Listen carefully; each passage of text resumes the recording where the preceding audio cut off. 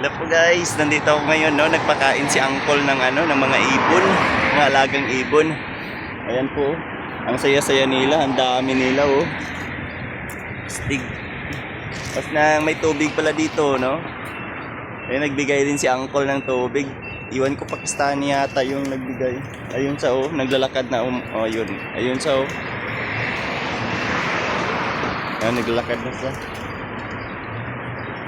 Astig mo, binibigyan niya talaga ng pagkain yung mga ibon kahit siguro sariling pera niya lang din yan, di ko lang alam. Astig, ang dami, astig.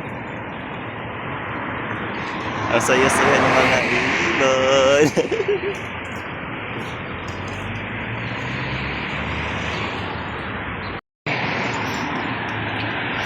Masarap pala sa kiramdam, no?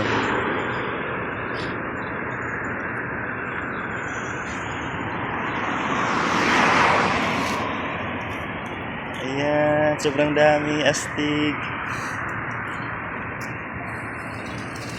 May tubigan na sila, may pagkain sila. Every morning talaga to, no? Sa naobserbahan ko, may mga tao talagang nabibigay ng pagkain dito. Dito lang ito sa sa Riyadh.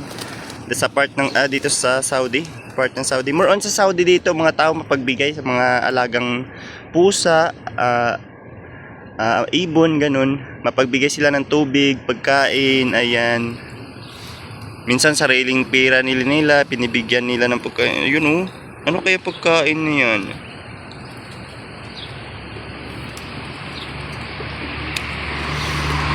Ang sarap sa pakiramdam, no? Kasi ang dami nila, sobra. Astig. Nakaka-amaze. So far, hindi din sila natatakot sa akin itong kamay ko. Malapit ako sa kanila. Ayan. Sarap sa pakiramdam.